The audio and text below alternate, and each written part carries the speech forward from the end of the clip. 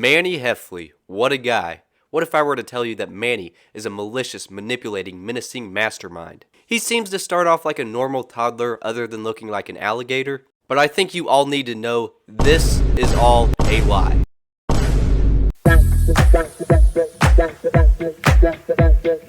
So this character in the Diary of a Wimpy Kid series actually shows an unusual level of intelligence. Just being really smart. There's actually a video by Chase kind of diving into this, which you should check out. And despite being only 3 years old, for the entirety of the 5 school years this book series covers, he grows the most out of all these different characters. At least supposedly. He just has a tremendous survival instinct, which makes sense because he was dealing with threats while he was in the womb. He was born ready to fight back. Let me just give you a few examples of some of the unusual stuff he does in this series, which are actually very impressive. He knows how to use a flare gun and drive an RV flawlessly into a bridge while it's in the river. He's able to hack into Greg's NetCritters account. He makes money off of selling Greg's clothes while he's at his grandma's house or wherever. He's able to profit off of selling his drawings that he puts no effort into. He sells them to his family members that he's supposedly too scared to talk to. He selfishly steals the entire family's food supply and cabin fever while controlling the power in the house, letting them almost die. Mind you, he deals with no consequences. He pretends to have imaginary friends, so if he does something wrong like breaking a plate, he can blame it on them.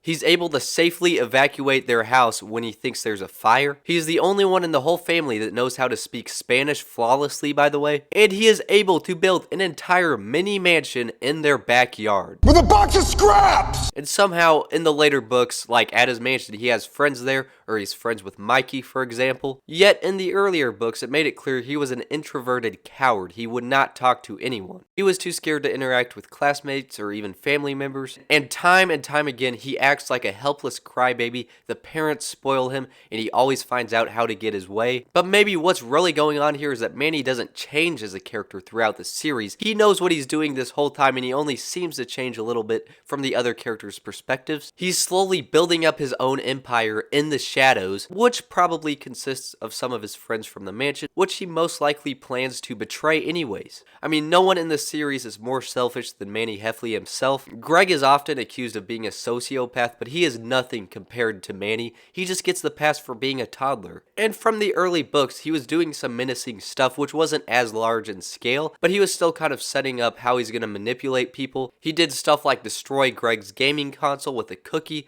or making that spike ball. It seemed so innocent, but we know that's not the case. And this is something that could really only happen in the book series because there's so many books. There's more room to flesh out his character, whereas in the live action movies, he's more of a normal little kid. Except for the long haul, he is a little bit weird.